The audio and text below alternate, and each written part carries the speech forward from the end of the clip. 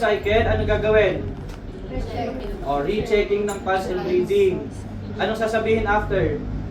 Negative pulse and negative breathing. So, pag after nyo mag-negative pulse, negative breathing, mag-ooperate po ako ng AED. Or maglalagay po ako ng AED.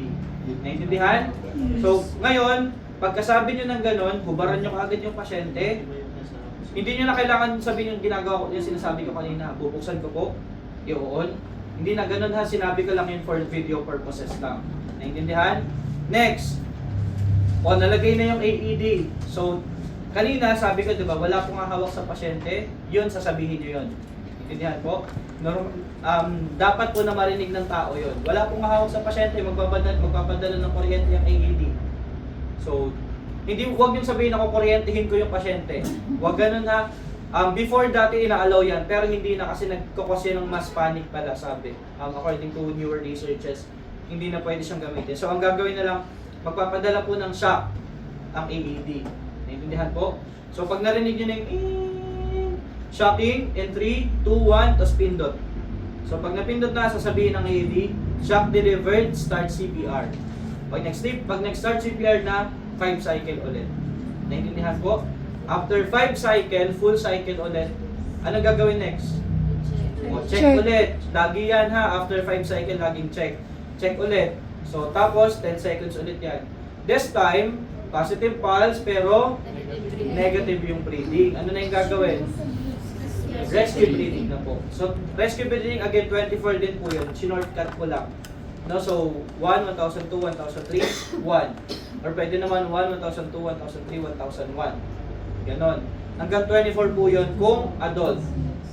Pag child and infant, 40. Tapos iba ang bilang. 1 ay buga, 1, 1001. Buga, 1, 1002. Lagi niyong tatandaan, rescue breathing starts with a blow, ends with a blow. Naintindihan? After nyo sabihin yung last number, huwag nyo kakalimutan magbigay ng buga ulit. Malinaw po. Ngayon, meron pong hack dyan para hindi nyo kailangan tapusin yung 5 cycle. So kapag po nakita ng quality check na, or kahit baka mabukas baka kami ng ulit ng Sarah. So pag just in case na makita po namin na tama kaagad yung CPR nyo, tama yung placement ng kamay, tama yung pagkakalagay ng kamay, ganyan. Kahit unang cycle pa lang pinapahinto na kaagad namin. Intindihan po? So pag maayos ang CPR, ma'am, lagyan mo na yung AED, pwede na yan. Ganyan. Malinaw po yan ha. So para and then hopefully wala namang mangyaring ganun May mga times naman na inaabot ng mga 5 set, 3 set, 4 na set, lalo kung mali-mali pa rin talaga.